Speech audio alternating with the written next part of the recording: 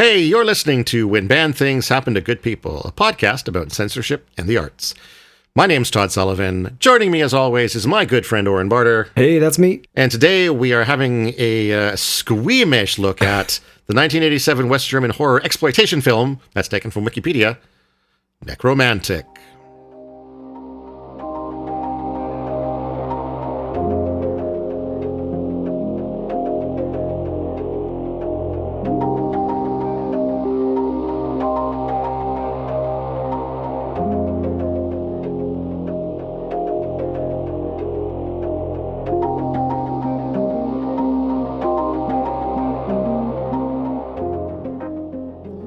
Before we go any further, Oren, I think we need to clear up who it was that chose this movie. So that was me.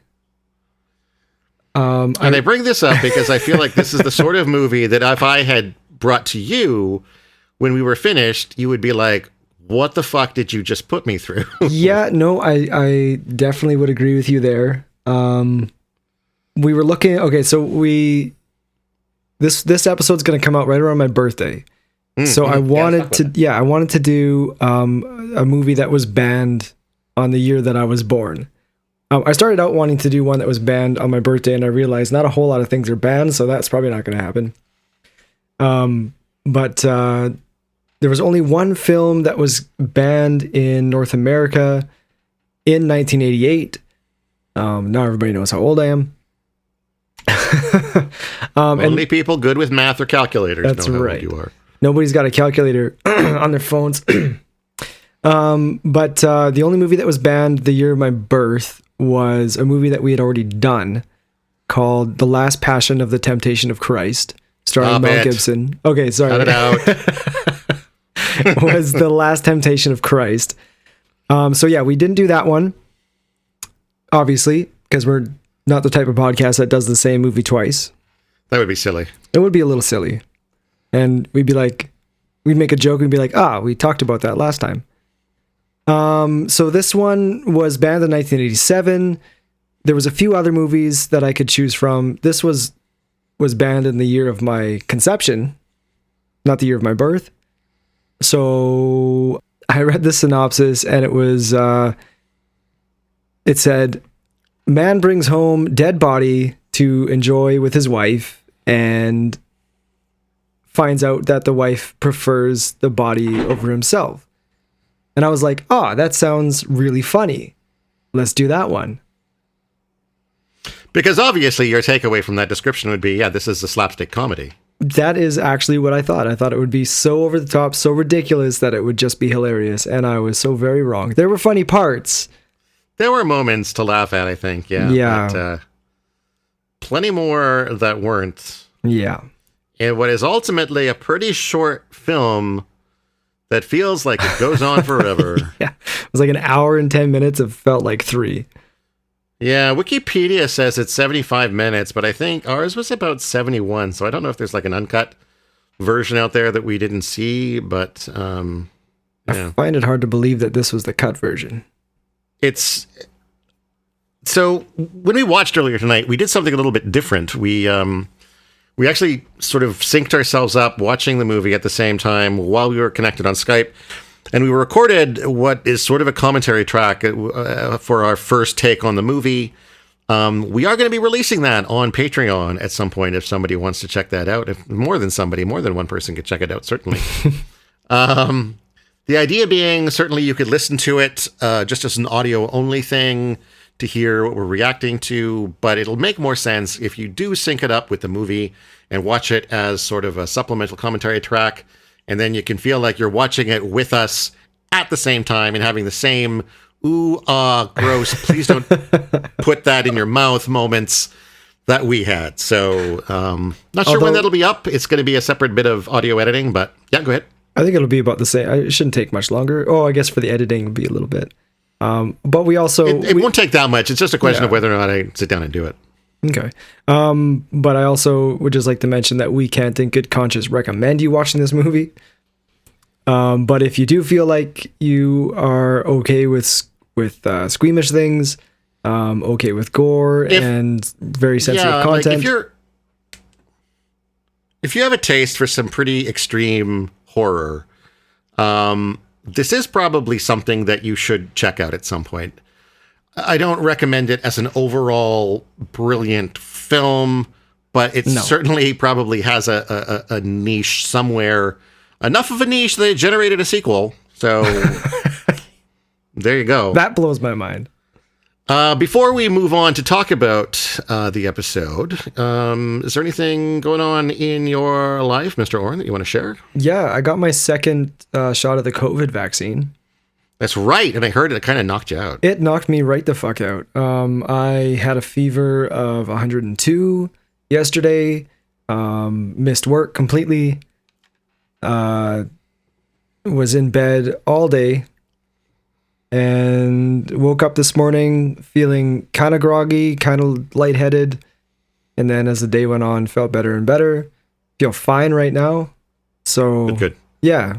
I mean, obviously, it was a good thing in the long run. That means my immune system was definitely working against the vaccine. But the fact that I had a fever for one day and now I feel fine, not too bad. It was awful, but I'd do it again if I had to. Well, I'm glad you're feeling better. When we talked yesterday, I was a little concerned about the likelihood of getting the podcast recorded today because it did sound like you were pretty out of it. And obviously, I want to think about your health first. It's not the end of the world if we miss or postpone an episode. But which maybe, I guess brings maybe us to two episodes would be a bit maybe much. 2 episodes. Speaking of which, let's just cover that for a second. Last week we watched and recorded an episode about a film called Ken Park. And unfortunately, we had some audio issues from Oren's, and his inputs were set wrong, and so his audio was not being pulled through his microphone properly. We are trying to salvage the audio for that episode because it actually is a really good one, and not just one, but 2. We ended up talking about this movie for more than 2 hours. So there's at least 2 episodes worth of content there about a movie that I think we both really enjoyed, as much as it's a somewhat dark and somewhat unique take on skater culture. Mm-hmm. And I personally feel, and I think Oren agrees, that it would be a shame for those episodes to disappear. So we're trying to salvage them. And if we can, they're either going to go on, depending on the final quality of them, they may go on Patreon as bonuses, or they may end up released somewhere down the road as future episodes when they're all figured out. And if we can do that, that even gives us a chance to sort of get a little buffer going with our schedule again. Mm-hmm. Hopefully, though, fingers crossed that we'll be able to get that out in some form or another. I think definitely one way or another. I think the episodes were too good to just throw them away. Yeah. But I think, if it's not good enough to put up with the regular episodes, then definitely a bonus thing. Yeah. Yeah. I guess all that's left to do is inquire as to what you're drinking tonight. So I did have a couple of White Claws because, like I've mentioned before, my girlfriend's brother works at a hotel, brings alcohol home that's left in rooms sometimes, so he brought some White Claws home. I am currently out of White Claws, and I am currently too broke to buy any more alcohol, so right now I am sobering up and not drinking anything. Okay.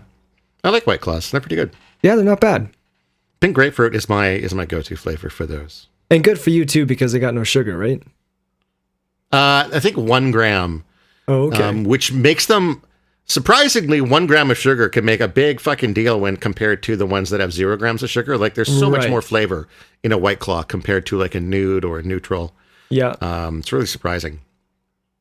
I really wanted to have a German beer for this conversation because this film was made in West Germany. Schedule didn't really line up for me to be able to get to the proper big liquor store, and so I grabbed an 8-pack of some proper beers, a couple of which I had during when we watched the film. Now that's about the extent of the carbs that I can take in, so I'm now drinking a rye and root beer. I discovered I had some more root beer. What's it called? SodaStream. Yeah. Or root beer, SodaStream. Like diet root beer, stuff. right? Yeah, Diet Root Beer, Yeah. in the fridge. And I was like, you know what? I kind of crave a little bit of the old beer of the root. And so I got that going on. Root and Beeren. That brings us to, sorry, what? Root and Beeren is what I think it would be called in Germany. As it would say in Germany. That brings us to talking about this film, co-written and directed by, probably going to mispronounce this, but Jorg Buttgereit. That's better than my take. What did I say? Jorg Buttgereit? Jorg Buttgereit. It has become a cult film over the years due to its transgressive subject matter, including necrophilia and audacious imagery. Buttgereit and co-writer Franz Rodenkirchen conceived the basic concept of the film while discussing the relationship between love, sex, and death. The idea to connect an orgasm to the moment of death, somebody actually enjoying his own death, was part of their initial ideas. Okay. That'll give you a hint towards where this film is going. It was a no-budget film with inexpensive special effects. The film makes use of actual animal intestines and the eyeballs of pigs. And there is a scene of a rabbit being killed and skinned that was pulled, I believe it was pulled from a documentary. I think it was filmed in documentary fashion, and it was an actual. It was a professional rabbit breeder. Yeah, it was a professional rabbit breeder. Whether that was like stock footage of a professional rabbit breeder, or if they went to a rabbit breeder and was like, "Hey, can we film you killing a rabbit?" But yeah. So, well, you got to ask. Definitely. Now, where is this film banned? It's currently banned, currently as of whenever this Wikipedia article was most recently updated, banned outright in Iceland, Norway, Malaysia, Singapore, in the provinces of Nova Scotia and Ontario in Canada. Oh, wow. In 1992, the Australian Classification Board banned the film outright in Australia due to graphic necrophilia content. In 1993, the film was banned in Finland. The film was banned outright by the New Zealand Office of Film and Literature Classification in 1999 due to revolting, objectionable content. Necrophilia, high-impact violence, animal cruelty, and abhorrent behavior.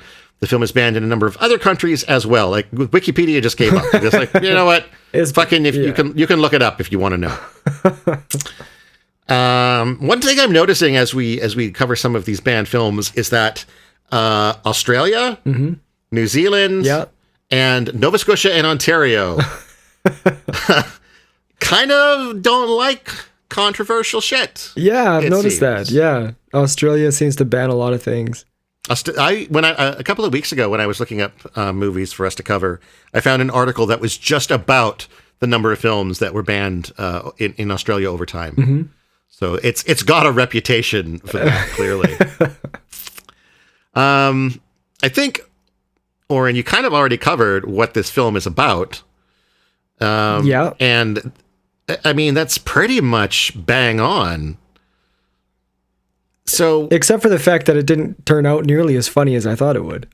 Yeah, but I mean, it's not our fault that you misinterpreted what was clearly a very accurate description of the film.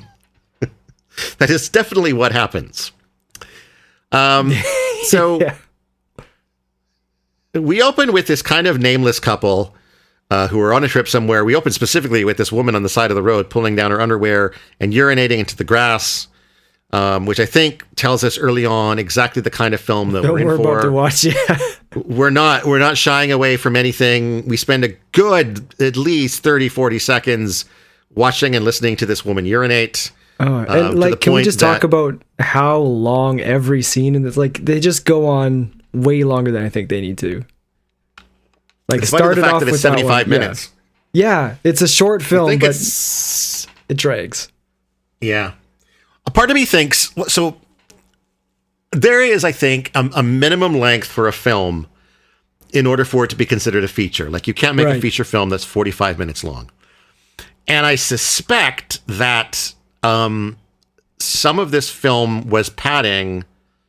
Oh, okay. I suspect that entire opening thing with those corpses could have, like with the car crash, could have been padding, because I mean, maybe it was setting up the fact that this guy likes to take souvenirs home, but I was a little bit surprised that, like, that first scene. So what happens is, like, there's this couple going for a drive. She's peeing by the side of the road. Her husband tells her to hurry up. She gets back in the car. They continue on their way, and then suddenly he looks at her map for like a split second, and then they have this violent car crash with like blinking red lights and that just completely ignores the laws of physics. Yeah. And now they're dead, and the next thing we know, Rob, our main character, and the rest of Joe's cleaning agency arrive at the scene of the accident to start taking care of the bodies. There's the body of the husband sort of in the back seat with his eye hanging out. Meanwhile, the woman has been cut in half, and she's lying behind the car. And so they show up, and Rob starts like scooping all of the innards into a plastic bag, while somebody else starts putting a plastic bag around the dead woman. Apparently, we don't really see it, but apparently he steals her heart at this point and throws it into his own private bag to bring home. And then when he goes over to visit the dude corpse, he plucks out his eye and keeps that for himself, taking his little souvenirs. I was assuming that, and maybe this would have like dove into the movie too quickly, but I was assuming that this was going to be the corpse that he brought home. Because it was still in pretty good shape, too. Yeah. And I would think that gives you the most time to spend with your corpse lover is if you get it as fresh as possible. But no, instead, he ends up going home and just sort of like dropping the eyeball into his collection of eyeballs and dropping the grabs heart. the heart, I think, from the woman. Yeah. I guess the next thing we see is the apple guy, right? Yeah, that was a weird scene. So next on, we cut to this guy in his backyard enjoying some beer, playing somewhat lustily, I must say, with his gun. You know, he's flicking it open, he's stroking it in ways that are maybe a little inappropriate. Meanwhile, an incredibly tall man comes out of his house, his tiny house, to grab a ladder and stuff. Either he's an incredibly tall man getting out of his house, or he's a regular sized man getting out of his very small house. We didn't quite figure that out. We never got to see him stand next to somebody. No, that's true. We had very few like context clues about that. But he goes off into his backyard to pick some apples. While he's picking apples, his neighbor, who's the guy playing with the gun, spots a bird flying by and is incredibly excited at the thought of shooting this bird. Pulls out his gun, fires at the bird, hits the apple picker in the neck, and he promptly falls down and dies, covered in ketchup. Very, very clearly ketchup. Neighbor comes over to check out the bird he thinks he's just killed, and instead discovers this dead apple picker, who he plops into a wheelbarrow to take off into some kind of body of water somewhere where it's dumped. We pick up later, after some unnamed amount of time, when Joe's cleaning agency heads out to take care of that problem, the dumped guy in the body of water, and he's now decomposed quite a lot. It's now more skeleton than anything else. Yeah. So there's clearly been some amount of time between the shooting and when they recover the body, but that's never really stated. But I guess we just get the sense that Rob has been continuing to work and steal bits and pieces. And I guess we kind of have to assume that the body that he grabs from the swamp is the same apple picker guy. I mean, it only makes sense because it's not like explicitly described or explained. So, but I mean, it would only make sense. I can't see them having that scene for absolutely no reason. Yeah, the only reason to have that apple picker scene there is to imply that the following scene, when a corpse is recovered, is to imply that it's the same person, it's the same corpse. So the team gather this body up, and they put it in the back of the cleaning van. And they drive back to home base, and then everybody else is leaving, and they say to Rob, like, you take care of the body. And I'm not sure where the body is supposed to go, probably to the morgue or something. But instead, Rob takes this opportunity to put the body in the backseat of his car and bring it home to show it off to his girlfriend. And this is where shit gets weird. you'd think that this is maybe not a good idea. But it was. I will say, so what happens here is he comes into his house with this big thing wrapped in plastic bags, and he's like, I brought you something, guess what it is? And then he immediately starts ripping the bags open. And it's like, okay, so first of all, if you bring your wife a gift and ask her to guess what it is, don't immediately start opening up her gift. Yeah, and also it's her gift, let her open it.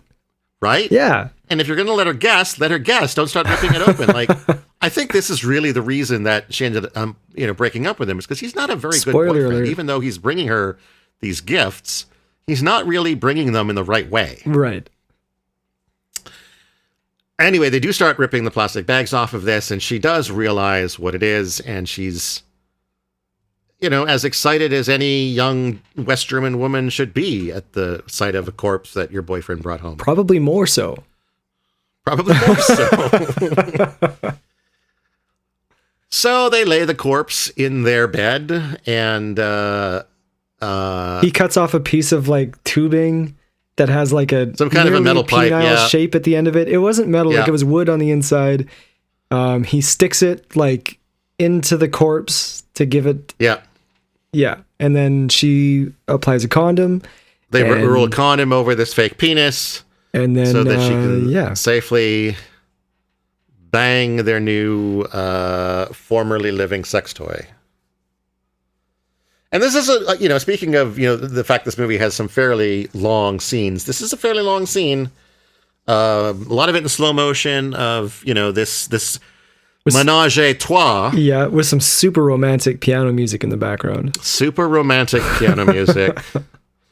A lot of time spent. Rob clearly has kind of a fetish for eyeballs, because he, over the course of this, he's sucking the corpse's eyeball into his mouth and playing with it, and then letting it drop back into the skull. Oh my god. His girlfriend Betty is making out while with the slimy corpse. Yeah, and it's very slimy. We do spend a lot of time seeing them, like once it's out of the bag, kind of like just groping and rubbing it, and very, very slimy. There was like a dedicated slime person in the credits for this film, by the way. Noting how important that job was. That person got named specifically in the credits for that job. Oh my god. So yeah, they have their fun. Then they sort of hang him up on the wall to sort of, you got to put your sex toys somewhere when you're not using them. The body is all drippy, and they've got plates on the ground. Plates on the bottom to catch it, yeah. Yeah. And then so Rob goes back to work, and he shows up late, and his foreman, who kind of has a hate-on for him, earlier in the film, he goes, Bruno goes to the boss, and is like, this guy sucks, we just shouldn't have him, and the boss is like, I'm too busy to care about whether or not my employees are working hard or not. So, but I guess Bruno has reached the end of his patience and drags him up the stairs to see the boss. And finally the boss is like, well, man, if Bruno says you suck, I guess you suck. You're fired. But what is it that the boss said? Pick your papers. Pick your papers, yeah. Go pick your papers. All right. I'll take my favorite papers with me and leave the ones I don't like. I'm not sure what that was supposed to mean. I have no idea. Pack your stuff. I think it was supposed to be like, pack your stuff up. Yeah. And, pick your papers. So Rob heads home. I guess, sorry, I'm glancing at Wikipedia to remind myself what happened. After this, there is a scene where Betty reads a love story to the corpse. Right. And I think this is maybe meant to sort of show that she's more in love with the corpse than she is with her boyfriend, because very quickly when Rob returns home and explains that he got fired, Betty is kind of livid with him, with like how are we supposed to get another corpse now, dude? Yeah. Like, look at this guy. He's not going to last very long. Am I going to have to go and dig up a corpse myself? I tell you, like, the next time a rich man comes and is interested in me, I'm totally going to go to him. Yeah. And I kind of feel like Betty needs to be super grateful that she's found a guy who's willing to bring her corpses home. Yeah. I don't know if a lot of guys would do that. I mean, I don't know what West Germany in 1987 was like, but I feel like that would maybe not be. I feel like over most of human history, grave robbing has been kind of a no-no. I mean, especially he didn't rob the grave. Okay, though. body graving, body stealing, body robbing. I know how to talk. Body graving, is that what you said? I think so. Body gravy is what he was making in those bowls. Oh, so gross. Next day, Rob encounters some bad news with a note on his bed saying that not only has Betty left him, she's taken their dear, sweet love child with her. And I feel like he was just as upset about the corpse being gone as he was her being gone. Right? Yeah. Well, especially because now how do you hide that massive stain on your wall from where the body used to be hanging? Which, yeah, he glances over to the wall to like confirm that the body's gone, and there's this nasty, nasty stain of dead body juice that's just, and at least if you got a corpse in front of it, you've got like a something you can talk about when company comes over. But if it's just the stain by itself, it just makes you look like a slob. He gets cranky and grabs their cat, which we've never seen before. I don't know if it's their cat. You know what? He kind of walks in with it. I think he just went and got the cat on purpose. Yeah, I don't know. Wikipedia says it's their cat. I don't know what they base that on, other than their assumption. But yeah, he pets the cat a few times. And then puts it in a bag and then starts slamming the bag on the ground into the walls. Well, first he feeds it one of his pickled hearts. Right, exactly. And then I guess maybe he regretted doing that. It's like, I take that back. Fuck you, cat. And beats the shit out of the cat in the bag. And then after, his rough day of beating up a cat, he crawls into the bath. Ugh. And while he's bathing, he reaches up to pull out some cat guts to rub on himself, because you can't really get truly clean unless you've got some good cat guts in the bath with you. Then once he's nice and clean, he decides it's time to go see a horror movie, which again was, I guess, probably a West German. No, this was. Based on the credits, I could tell that this movie, as you suspected, was filmed for this movie. Yeah. And it's just this blonde woman being chased by some kind of very clumsy, slow-moving serial killer, who I think in the credits was listed as porno killer. Oh, it must have been like a horror porno then. Well, at the end of the bits that we see, yeah, he's fondling her legs with a knife, and we do overhear some screams of what might be happening as Rob leaves the film, because I guess Rob is just finding that the film isn't doing much for him. I'm not sure why he went to see the movie beyond it could be anything from trying to distract himself from the fact that his girlfriend left to, trying to get some kind of sexual excitement out of violence and murder. Whatever he's looking for, he doesn't find it. He's on his way, goes back home, and tries to kill himself with some random pills and whiskey. I don't know what he took there. Vitamins. I think they were vitamins. I don't think vitamins are usually packaged that way in single bubble wraps, but whatever he takes, he drifts off into this dream where now he's the one inside of a garbage bag. Partially decayed. His skull is kind of poking out of the right side of his face. Then a woman comes up to him and gives him a severed head. And then they begin to dance and kind of lovingly throw the head back and forth as if they're having a lovely time in the hills. The head then turns into a bunch of goopy organs. And she's gone, but he's still bouncing around, loving his organs. Tossing it in the air. So weird. when he wakes So up, weird. he heads out to what appeared to be a cornfield somewhere to hire a prostitute. And I don't I missed whether or not, I don't think he said where he wanted her to go, just said We can that, only like, hear her he side of wanted the to- conversation. Yeah. Yeah. But it's clear that he wants to go someplace other than like right there. And she's like, well, it'll cost you more, but that's fine. And you called it. I was expecting them to go back to his place, but Oren's like, what, does he want to go to a cemetery? And yep, that's exactly what they did. They head to the cemetery. He picks the particular grave to fuck on. I don't know if it was any special grave to him. Yeah, it doesn't really But- it does not really point it out one way or the other, so. Yeah. So anyway, he tries to get his rocks off there in the grave, but he just can't get hard. And she makes a couple of comments about that, which pisses him off. So he just chokes her to death and then fucks her, because apparently that's what it took to get him hard. Obviously, this guy is a bit of a necrophiliac for sure. I guess he was hoping that just being in the presence of death would be enough. I guess it wasn't.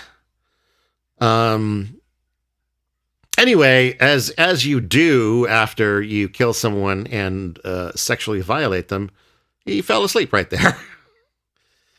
Next morning, he wakes up just as the gardener or whatever caretaker of the cemetery shows up. Guy.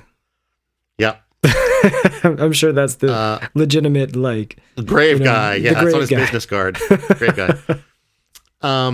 Who, by the way, I think he could have handled that situation better.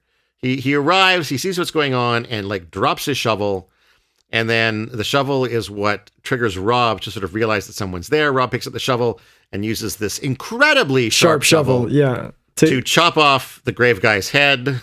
The top of it. He cut his head right in half. Yeah, it's right through the mouth. Right? So the mouth guy's and tongue up. was still flapping. Yeah. Blood gushing out of it. I gotta say, for what was a no budget film, apparently, it's not quite brain dead level gore effects, but it's pretty good considering what they were the working apparently with. lack of budget. Yeah. Or maybe he got funding for the film and then whoever funded him was like, yeah, I don't want my name on it. Just say you didn't get any funding. I mean, that could be too. Don't know whether or not he bothers to bury any of these bodies. I'm suspecting not, considering what happens next. He heads home, gets a knife, lies down on the bed, pulls out his No. penis. So before this, he, I can't remember if he drinks or he has another dream, but he dreams that he's, doing a make your own crucifixion cross. Oh, that's right. He has this fantasy of making a do-it-yourself crucifix. Of you've got the metal crucifix and you've got the metal Jesus you put on top of it, and then you hammer these little nails in. And then, he seems to have some kind of an epiphany where he just bounds through these fields going Yeah. and apparently incredibly happy. And I guess this is where he comes to the idea that he needs to die for maybe his girlfriend to love him again. Right? Yeah, that's what I was thinking. Yeah. Because obviously she seems to care more about deceased flesh than living flesh.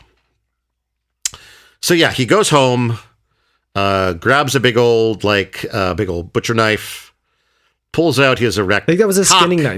skinning knife. And that might be important because of all the flashbacks to the rabbit. It could be. Yeah. I mean, to me, it looked like it was just a regular sort of kitchen knife. Oh, okay. That Michael Myers or Jason Voorhees would wield, but it could be a skinning knife. You're right. And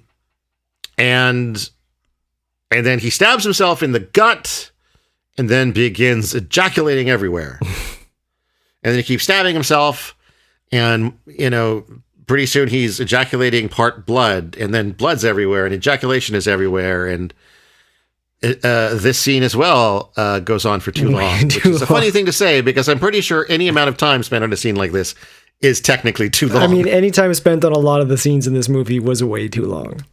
Like there was quite a few times watched this movie where I couldn't. I just had to turn away. I could not watch it.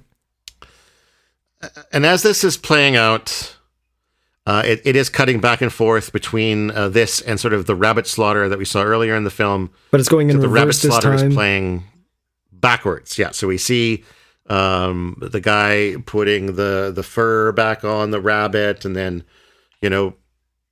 unslitting his throat, and all the blood coming back in, and it's yeah, it was fun.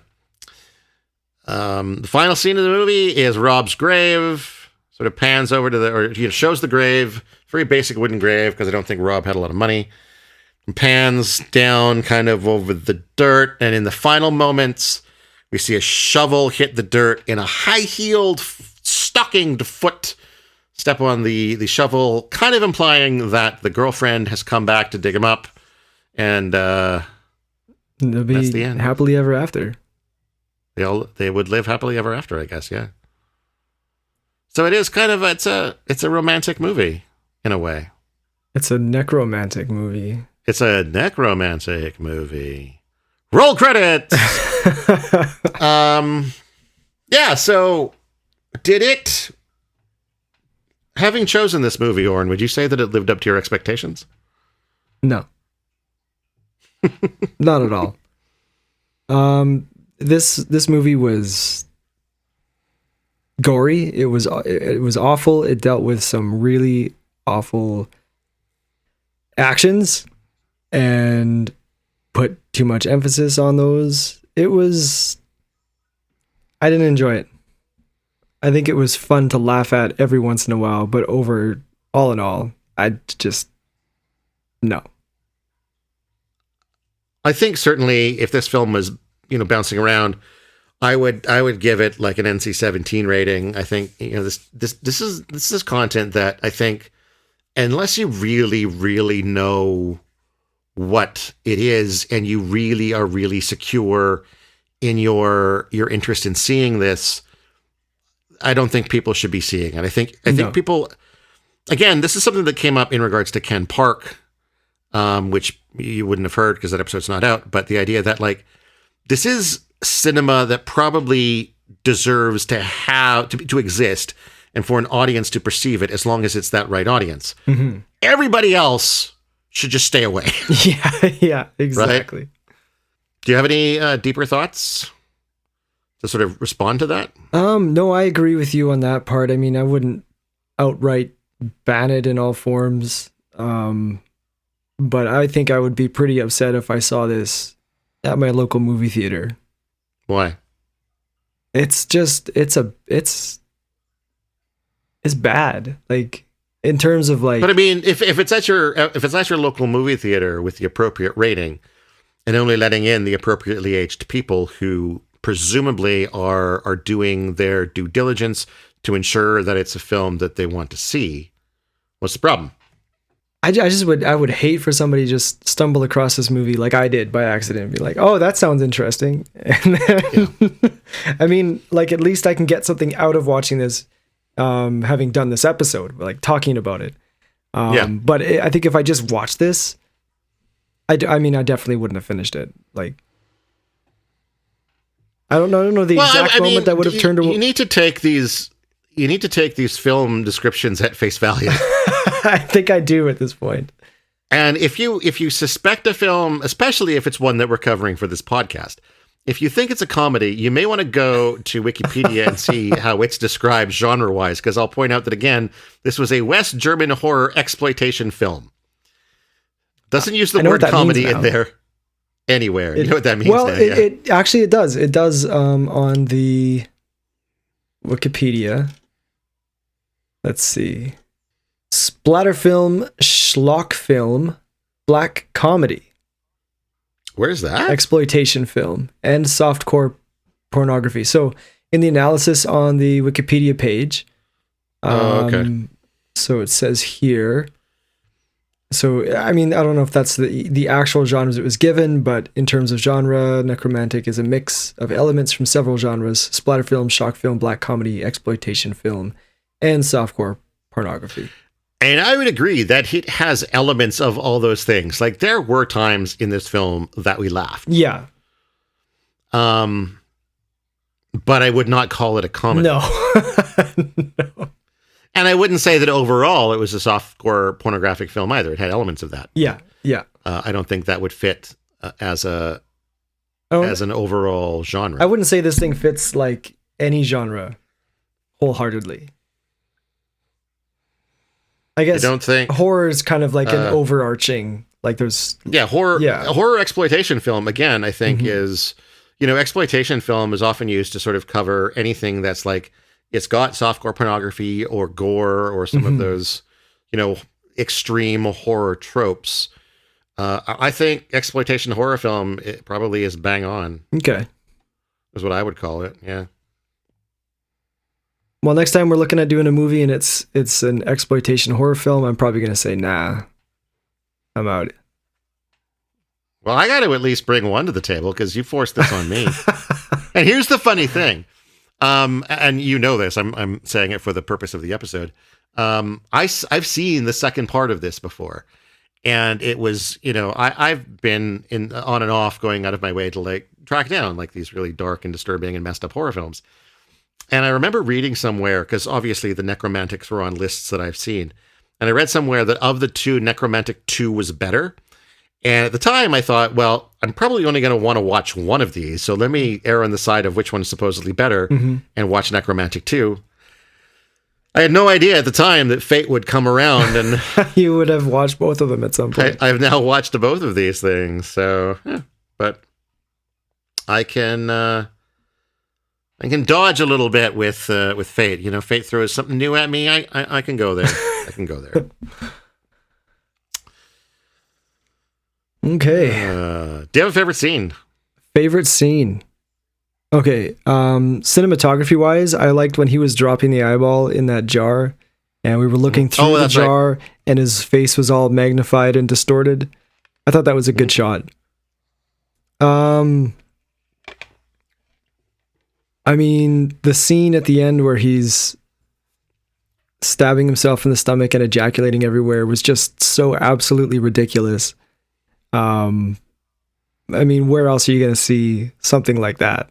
Like that? I mean, I got to grant that too, right? Like that is so off the wall and out there and bonkers that it's like, okay, you went there. So congratulations. Didn't think you would. Didn't think anybody ever would. I think like in the same way when Rob shows up with the fake penis for the corpse and puts that in and it's like, oh no, he's not. Oh, he is. Oh, that is what's going on. Oh my God. Oh, and they're putting a condom on it too. Jesus Christ, what's happening here? That was like, what am I watching? I guess I'll give it an overall rating. I will give it